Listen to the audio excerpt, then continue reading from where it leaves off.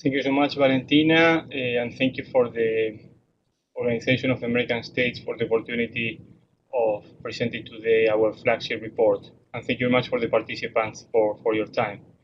It's a pleasure for me to talk about the report with you. Let me start here with the following.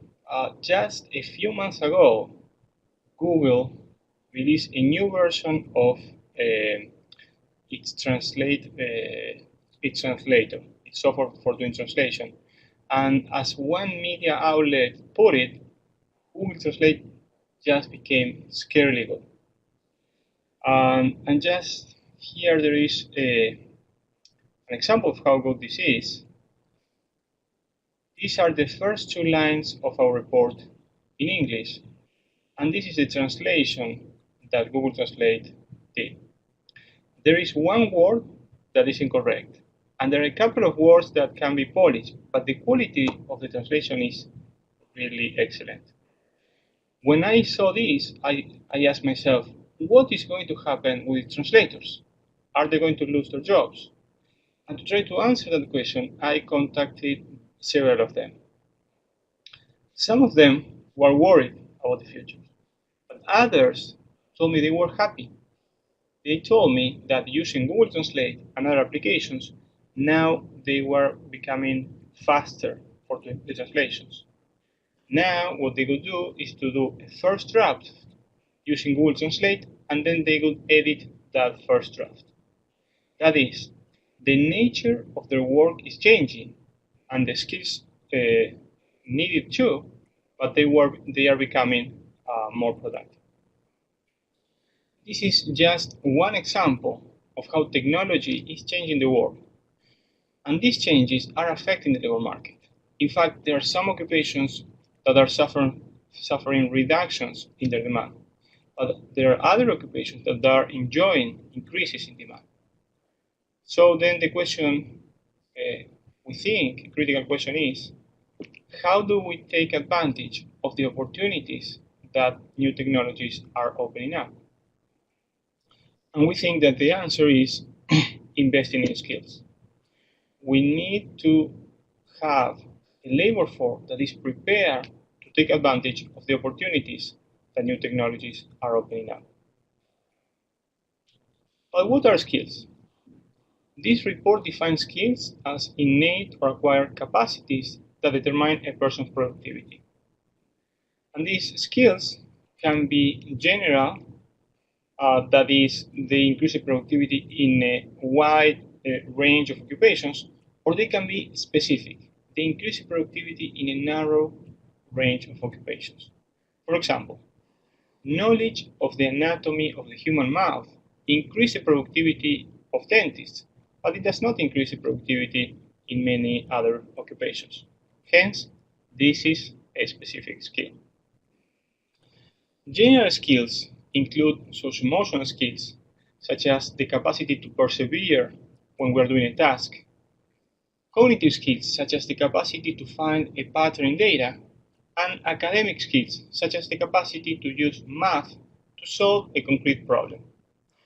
Also, specific skills include those that are directly related with an occupation, with the sector of the economy, and with the firm. Where are skills developed? As we know, skills are developed in a cumulative process along the life cycle, and the key contexts are the home, the school, and work. And here we want to emphasize that the development of skills goes far beyond formal education. We cannot forget what happens at the home and at work. And this means that we need to support different actors, such as parents, teachers, and employers, and also that different ministries are going to be involved in public policy and skills, such as the ministries of social development, education, and labor. Now, how is Latin America and the Caribbean in terms of skills? What we are seeing is that skills are improving in the region, but we are still lagging behind. Years of education have been increasing steadily since the 1900s, and currently the average adult has about 9 years of education in our region. However, in developed countries, the average years of education have also been increasing at a similar or even faster rate. Moreover, in countries with similar GDP per capita as, as our region, years of education have also been increasing. This means that skills are improving, but we are still lagging behind when compared with developed countries. If we look at the skills levels of current students, we can see that, for example, in primary education, virtually all primary students attain a basic standard in math in developed countries. This means that they can do basic operations with integers, and also they have basic knowledge in geometry. In countries with similar GDP per capita as our region, about 2 out of 3 primary school students attain this standard. Where is the region? Way behind. Only 1 out of 3 students achieve this standard in our region, and a similar result can be seen for secondary education. Moreover, skills levels are not only low, but also unequal. That is, there are skills gap, that is the difference between learning levels for low and high income students that emerge very early in life. In fact, during early childhood, we notice skills gaps of about 50 learning points in cognitive skills. During childhood, we can notice skills gaps of about 70 learning points in math and reading. And these gaps are really large. They are comparable to what a student progresses in 2 years. This means that the average low-income student is lagging 2 years behind the skills level of the average high-income student. Moreover, these skills gap do not close during adolescence and adulthood, and they end up being they translate to difference in wages later on. But why? Why the skills levels are low and unequal in our region? And a first message that we want to put forward is that it's not just a money problem. Developed countries have been spending more than 5% of GDP in education since the 1990s. Also, countries with similar GDP per capita as our region have been investing about 4% of GDP in education. Our region was spending only 2% of GDP in education in 1990, but since then governments have made a major effort, and right now we are spending the same percent of GDP in education compared with developed countries. Moreover, families are making large investments in skills too.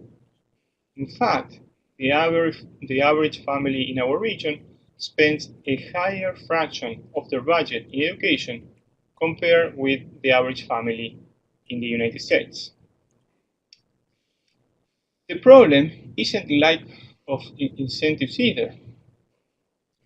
In fact, it pays to go to school in our region. An additional year of education in our region has an economic return of about 10%, which is very high if we compare with other potential investments, but it is even higher for tertiary education, where an additional year of education has an economic return of almost 17%. Now, governments could spend more, but they need to spend better. They need to prioritize cost-effective interventions when they are signing the public budgets. And to spend better, to find these cost-effective interventions, it is critical to use evidence. Because using the existing evidence and also generating new evidence, governments will be able to spend better. But why is evidence important? Let's look at a couple of examples. The One Laptop Per Child program was implemented by the government in Peru a few years ago. This program aimed to increase student learning by distributing personal laptops to students. Each laptop cost about $200, and about $1 million, 1 million laptops were distributed in the country.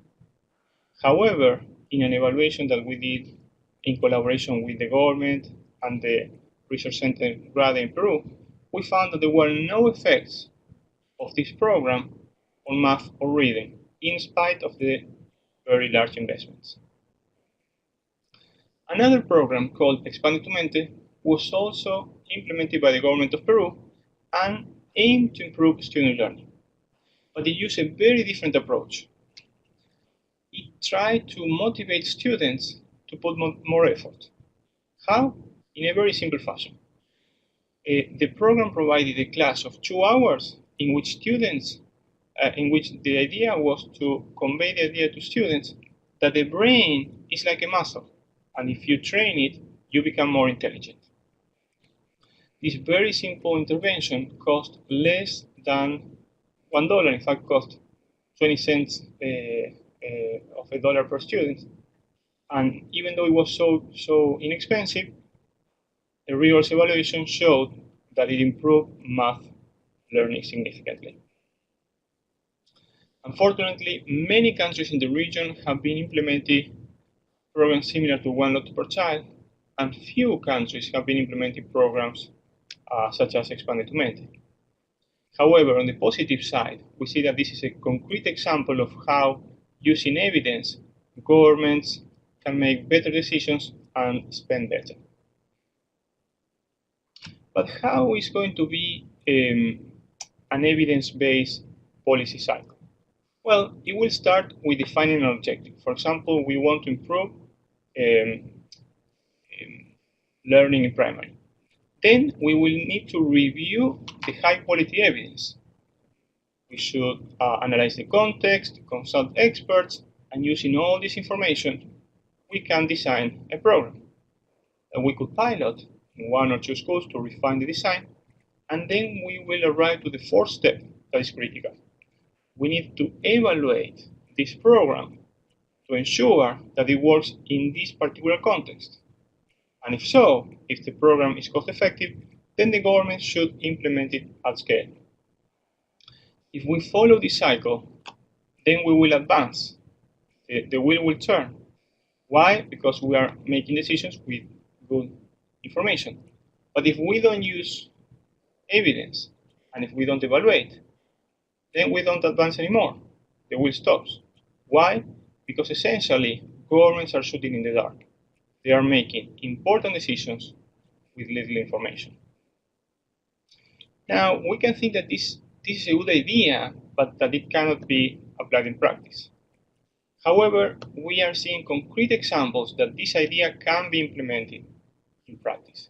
In fact, Peru a few years ago created the MineduLab, which is a special unit within the Ministry of Education with the goal of finding cost-effective interventions.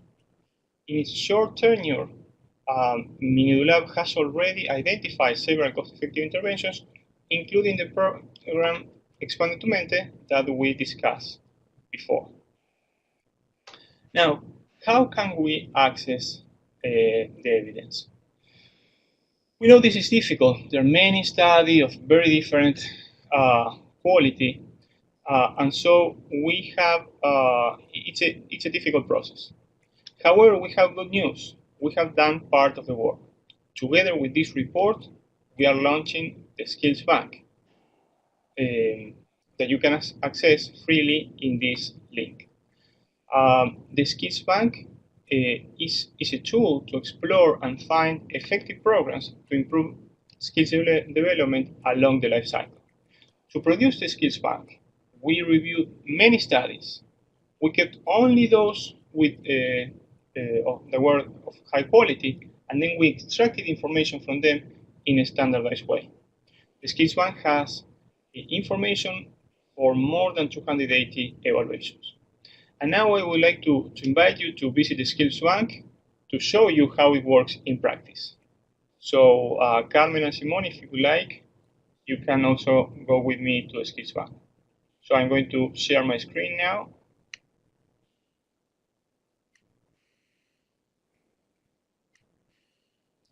I think that you should be able to see my screen. Now, I will invite you to type this address.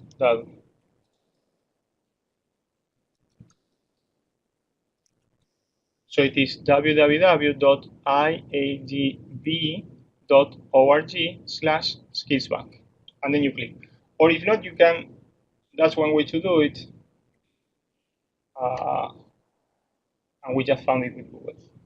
So once you're here, you have many different indicators that you can try to see that you would like to improve. For example, maybe you would like to improve learning primary. If that's the case, you click here. This will take you to a second web page where you can see different policy options to improve learning primary that are ranked by their effectiveness. For example, here we are seeing tutoring, guided technology, small group support, and lesson plans. Now, if you would like to have more information about any of these policies, you can click on it. For example, you can click lesson plan. Doing so, you will be able to see all the evaluations that have been implemented for this policy that we are seeing here, that is the lesson plans. Then we can click any of these evaluations, and then it will take us to a fourth level where you can see detailed information for this evaluation. You can see the context, the intervention, the methodology, and also what were the effects. And even you can click this link so that you go to the study to have much more details. Now, let me go back.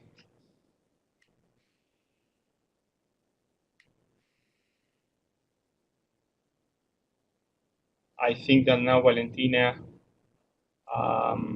will do her magic and we will see the PowerPoint again. There you go. Excellent.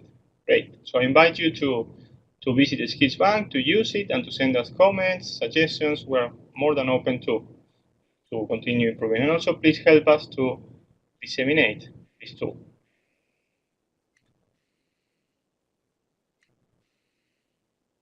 Excellent, Simon. Excellent. Great. So now I would like to invite you to do a little time travel, and let's look at how can we improve skills along the life cycle. And let's start thinking about this little girl that is looking at us. So we know that early childhood education is critical, and that during this stage, parents play a major role. However, there are many statistics that suggest that parenting practice in our region are quite different from the parenting practices that are recommended by experts. We clearly know, everybody knows that almost every parent or all parents want the best for the children. However, some parents, especially those from low income, may not know what are the best parenting practices. Or even if they know which are these good practices, it may be difficult for them to apply them in practice. The good news is that there are certain programs called parenting programs that can help parents to adopt these practices, and doing so, they will help to close the community gap. This parenting program try to help parents to adopt parenting practices that are simple but effective, such as praising children when they behave well, or incorporating songs, games, and more talk during the daily routine. Let's talk about a parenting program that was done in Jamaica many years ago that is becoming famous. This program involved community health workers that visit households weekly. During these visits that were done in households with children ages 1 to 3 years old, they used very simple stimulation materials. This program generated improvements in social emotional skills, cognitive skills, and academic skills, not only in childhood but also in adolescence and adulthood. And maybe the most impressive result of this program was that children that benefited from this program had wages 25% higher than those that did not benefit from the program um, later in life. And remember that this program only lasted since the children were 1 year old until they were 3. And then several decades later, we are seeing big improvements in the labor market outcomes. Moreover, the example that we just talked about really represents a more general phenomenon. In fact, a systematic review of the evidence shows that there are many different parenting programs that work, that improve cognitive skills. And in fact, those that follow the Jamaica curriculum that we just talked about are able to close about 75% of the gap, the cognitive gap between learning levels for children that are in low-income households and high-income households. Moreover, we are seeing that there are parenting programs that are specifically designed to improve social-emotional skills. And our review of the literature shows that there are many parenting programs that can improve social-emotional skills and can improve child behavior. This evidence is mostly coming from the US, from small trials, so it is not definitive, but clearly this is an area that we should do more research, and it's an area of interest for policymakers. Now let's move to childhood. And let's think about this little boy that is going to school and he's very happy there. The good news is that virtually all students in ages to go to primary school, they are already going there. So it's the problem of coverage is really not more an issue. And this is thanks for great efforts that governments and families have done. And then now the critical challenge is how to improve the quality of education. So if we want to improve learning in school, the key question is which policies are cost effective? To answer that question, we did a review of the literature using the Skills Bank. We also added information about cost, and we found some very interesting patterns. To start with, there are some traditional programs such as reducing the class size or extending the school day that programs have been implementing, which are effective. They increase learning between 10 to 15% per year. Unfortunately, these programs are expensive. They increase costs a lot. The cost class size reduction increases about 20% costs. Extended school day increases cost by 60%. On the other hand, there are some innovative programs, such as guided technology with extra time, that we should look more. Programs like guided technology with extra time, they provide one or twice weekly sessions for students so they can go to the computer lab and they could practice there. They have shown effectiveness. Similarly, programs such as lesson plans that involve providing guides to teachers to save them time and also to help them to implement classes that are more interesting and effective. And finally, programs that try to motivate students, such as the program Expanded to Mente that we discussed before. Now, these innovative programs are as or even more effective than the traditional programs, but they cost much less. So we have a great opportunity there. Now, where have been countries spending their money in the last 15 years? Unfortunately, these traditional programs have been prioritized for countries, and the big investment have been done there. Still, now that we have the evidence, this gives us a great opportunity in the future to try to steer these investments toward these innovative programs that seem much more cost effective. Now let's talk about adolescence, a very interesting time. Interesting but also challenging. And in terms of challenges for governments, there are basically three major challenges. First, we need to increase at coverage and graduation rates from secondary. Second, we need to ensure that students are developing academic skills while they are in secondary education. And third, we need to develop socio-emotional skills to help students and adolescents to avoid risky behaviors that can have long-lasting harmful effects on these people. Regarding graduation rates, we see that we have advanced in the last few years, but still we have much more work to do. The average Latin American country has a graduation rate of 56%, which is much, much lower compared with developed countries such as the United States. Governments have been implementing a host of different programs to try to keep adolescents in schools. And there are many programs that have shown effectiveness. In particular, conditional cash transfer have been able to increase enrollment by 6 percentage points. However, conditional cash transfers have been much less effective in terms of ensuring that students complete secondary education, that they graduate. Why? Maybe because conditional cash transfer provide money transfers to families if they send their adolescents to secondary education, but it's not tied to graduation.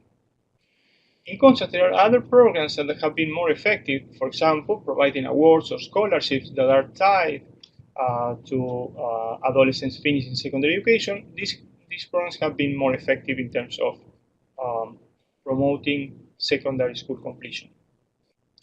However, it's not enough. Before we were discussing that we need to increase 40 percentage points the graduation rate. Scholarship programs only increase by 6 percentage points. We need to do much more. And so the main message of all this analysis is that money matters, but it's not enough. Now we need to think about other options, and one potential option is a program called Career Academies in the United States. This program combines academic and vocational curriculum and partnership with local employers so as to make going to school much more interesting and relevant for adolescents. This program was able to reduce the dropout rate by 11 percentage points. So this is an interesting program to have in mind for Latin America. The other challenge that we talk about is the importance of avoiding risky behaviors for adolescents.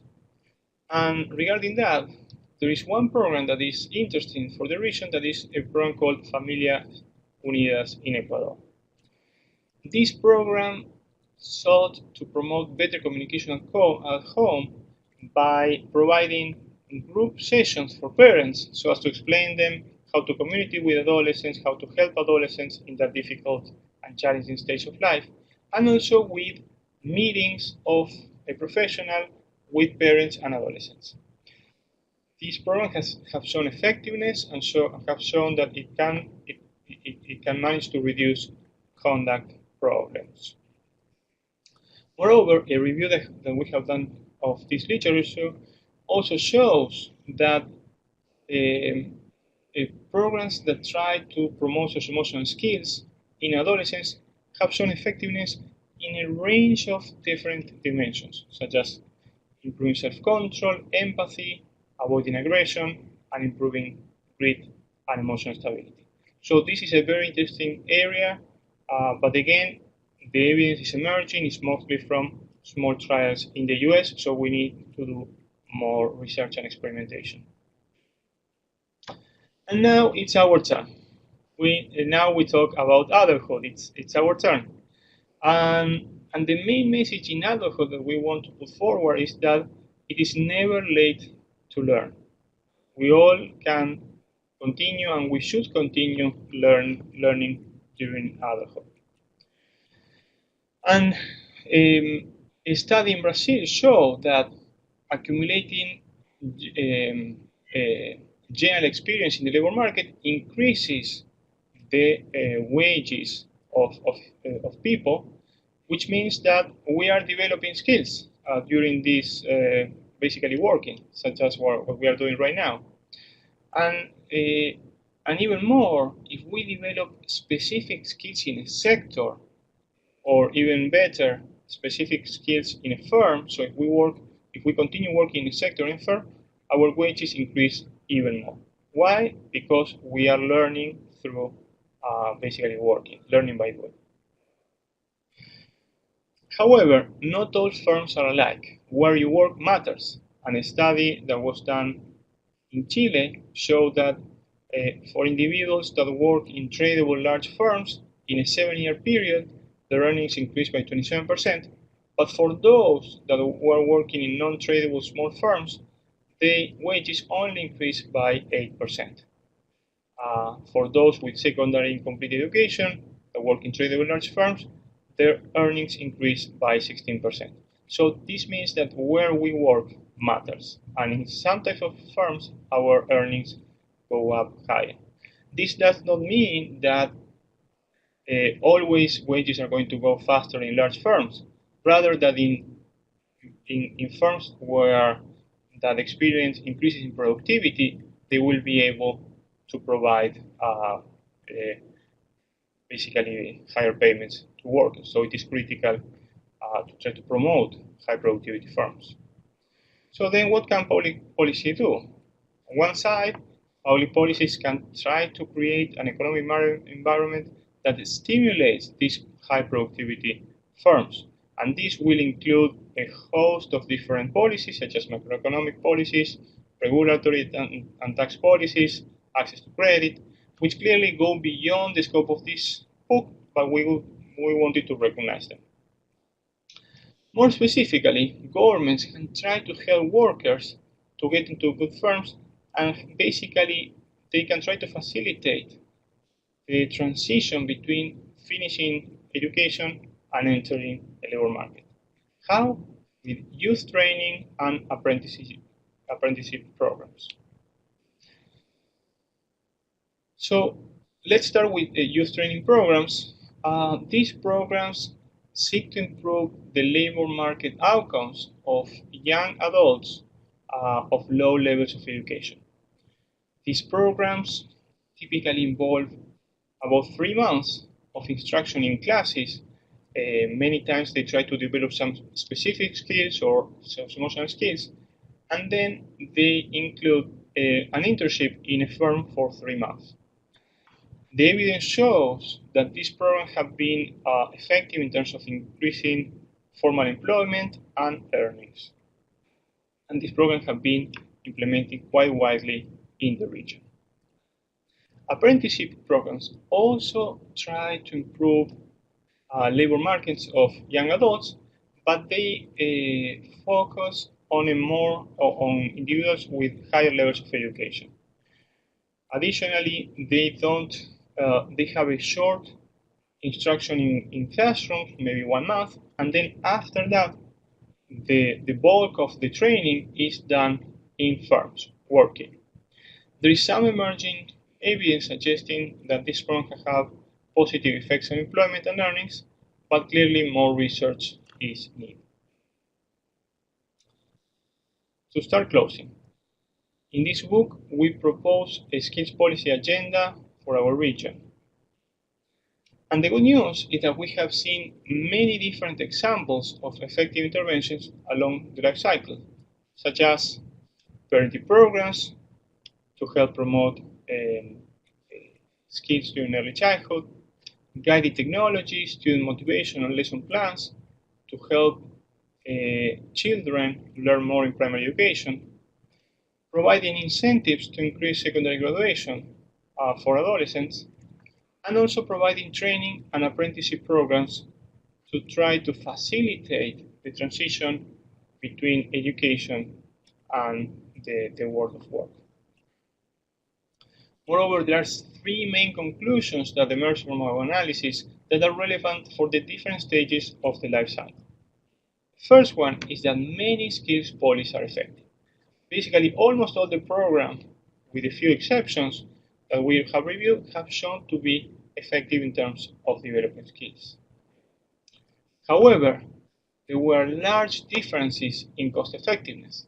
And remember the comparison between the traditional programs and the more innovative programs for primary education. There were huge differences in cost effectiveness.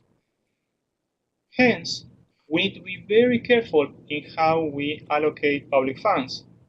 And in particular, we think that we should emphasize policy processes that are based on using evidence, on experimenting, and using evaluations. That is, we need to promote policy processes that emphasize the three E: evidence, experimentation, and evaluation.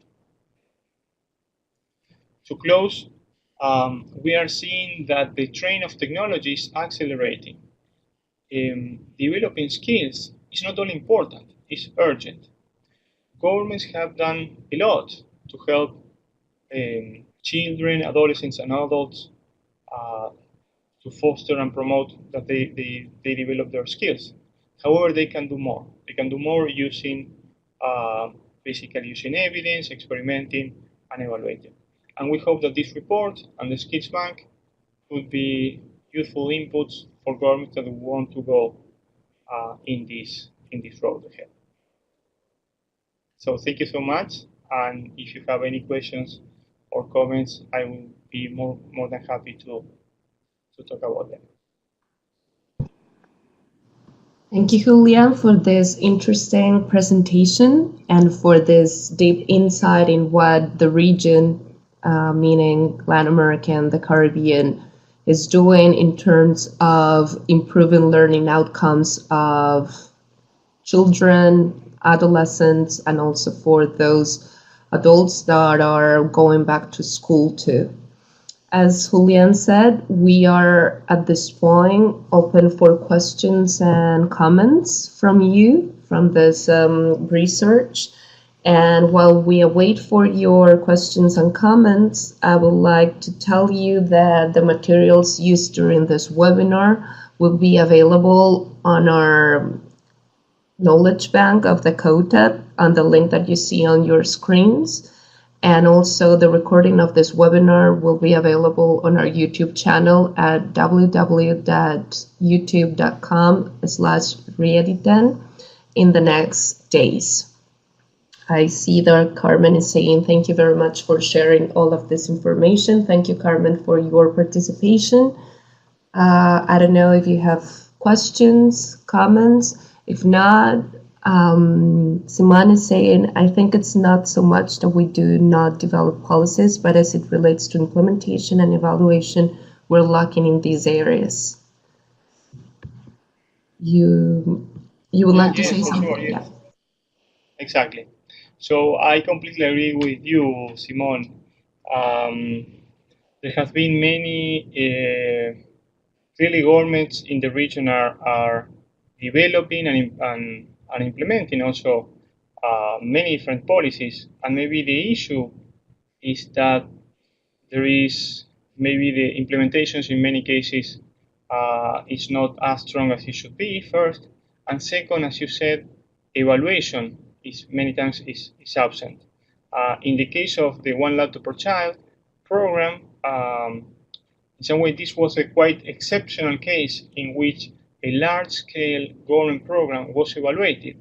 And the information that was obtained from that evaluation was really important for Peru, but also for other countries that were thinking about implementing this type of programs. And they saw that that model needed to be refined, changed a little bit so as to be effective. And so I agree with you that we need to do much more in terms of evaluation. So here I see your comments. I'm in Jamaica is referring specifically to here. Oftentimes we do not evaluate, so we cannot ascertain the gaps and how we can fix this for future developments. Yes, I cannot agree more with you. I completely agree. And in many cases, the interesting thing is that in many cases, governments have the best intentions. It's not a matter of intentions. They really would like to improve education, provide opportunities for individuals to do better in life. But but unfortunately, we do not evaluate, and so at the end of the day, many times we do many things and we don't know which of those were more effective. And I think that this is particularly important, taking into account in the next few years, governments are going to be much more restrained in terms of fiscal policies. We have been increasing a lot expenses in education, but now growth is not so high in the region. So we really need to make sure that we are making the right investments.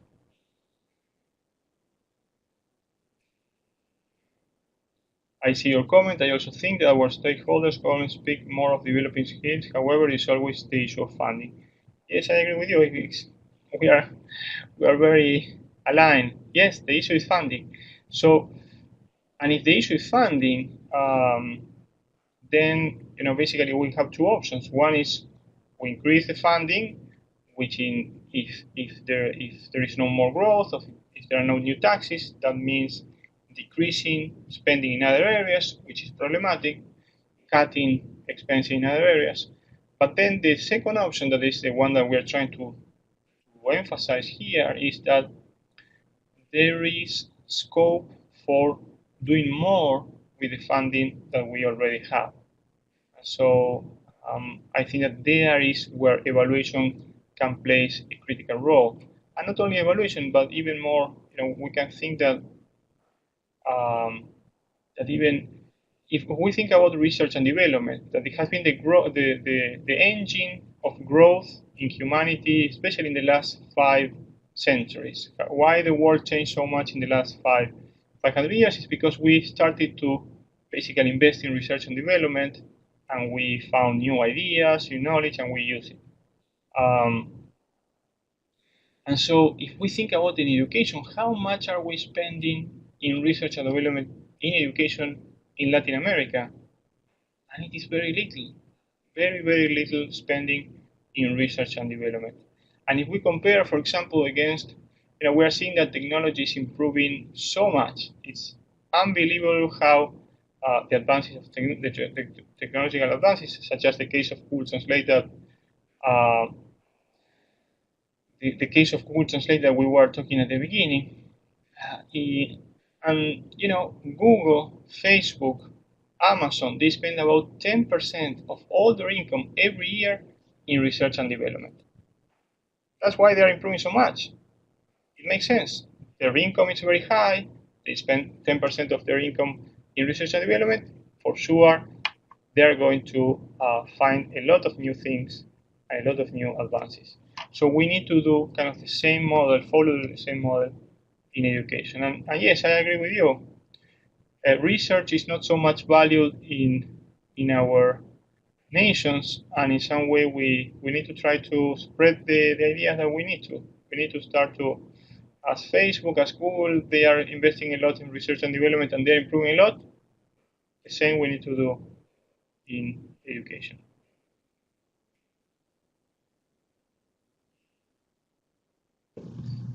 Thank you, Julian, for your answers to these comments, and also for putting your perspective to the comments and ideas shared by Simon Sampson on the chat.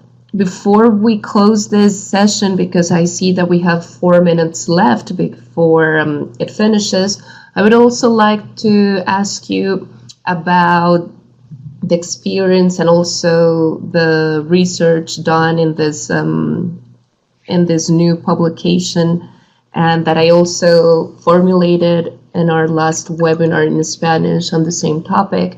And it's about the evidence that is available for teacher professional development policies, programs, practices in the region that have also contributed precisely to the development of these skills and also of the improvement of the quality of learning in the region. Since the program, the Inter-American Teacher Education Network, focuses mainly on teacher professional development, it'll be interesting to know what this research has in terms of this area. Thank you. Sure. We all recognize that teachers are critical for education. I think that we all agree that they are critical. And then the question is, what are the policies that can support them better? And what, from our review of the literature, what we are seeing is that one potential group of programs is providing teacher training. In many cases, this training is done in a group level. Basically, you convene 20, 30 teachers, there is a facilitator, provide explanations, there is discussion. So these type of models have not shown much effectiveness in improving student learning. They have worked maybe quite well in certain contexts in Africa, in countries with very low levels of development, but in the United States and in England, basically these programs were not producing much effect on student learning. And for Latin America, unfortunately, and it is really unacceptable, we don't have much evidence, so we don't know. But based on the evidence from other regions, we see that they may play a role, but their effectiveness is limited. However, there are some programs, for example, coaching, that has shown to be quite effective. So this means that instead of convening 20 teachers in one place and talking about theory, if we send a person, a facilitator, that observes the class provided by a teacher and then provides specific advice about how to improve, like you are doing really well this, but this part you can change it a little bit, you can improve it, why don't you try this the next class? So these coaching programs have shown effectiveness to help in terms of student learning. First, and second, the programs about providing lesson plans, that again, lesson plans are a very concrete, specific tool, not just theory, not this like the theory of half, no, something very concrete. How you can teach fractions when all the fractions have the same denominator. Very, very concrete. This has also shown effectiveness. So I think that we need to transition a little from thinking about providing more education to teachers in a very general way, in a very theoretical way, and try to help teachers to improve their practice in classrooms. And there we have a lot, I think, to work on. And I see that Carmen had a comment. I agree with Simone that Latin America were not a research culture, but now the technology are forcing everybody to have the information in our hands. All depend on us how we use the information as teachers. We have to help our students to make the right use of the technology. Thanks again for the information shared. And then Simone says, yes, Carmen, we need to try and start to change the culture with the aid of technology. I agree with you. I agree with both of you, Carmen and Simone. And in fact, we don't think that technology has no role in education, not at all. In fact, we are, during this year, in collaboration with a center in Chile, we have been evaluating one program to improve math learning in primary school, in fourth grade. And based on the result that we have so far, I think that this program has been quite effective. But again, this program was not just providing computers and then basically expecting that students and teachers, they were going to find right uses. It takes a lot of time. We provided a lot of guidance, and this program have shown to be effective, which is really important because now in Latin America and the Caribbean, there is a lot of access of computers, of internet in schools, but we need to find how to use it better. So I think that intervention that we evaluated in Chile could be of some help to other countries and governments. Thank you, Julian, for your answer to these questions, and thank you, Carmen and Simon, for your participation with this inquiries. So I see that we have reached the time limit for this webinar.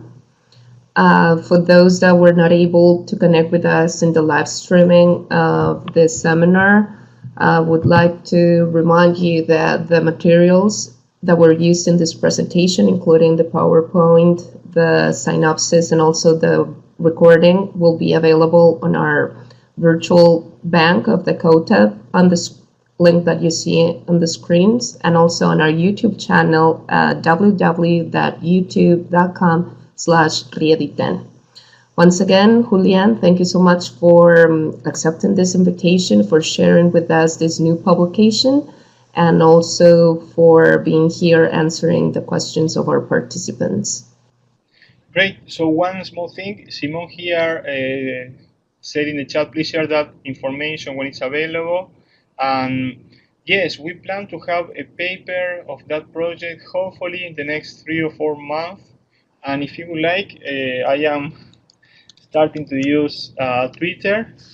I also think that we need to continue learning as adults, right? So I have started to use Twitter actively in the last couple of months. So if you follow me, I will share in 3 or 4 months for sure. I will send a tweet, hopefully saying that this intervention worked quite well. We have still to see the result for the headline, but we'll see. It will be great to be connected. Okay, thank you so much. Thank you, Valentina. Thank you, Simon, and thank you, Carmen. It was great to talk to you. Perfect. Let's keep in touch. Thank you. Good afternoon to all of you.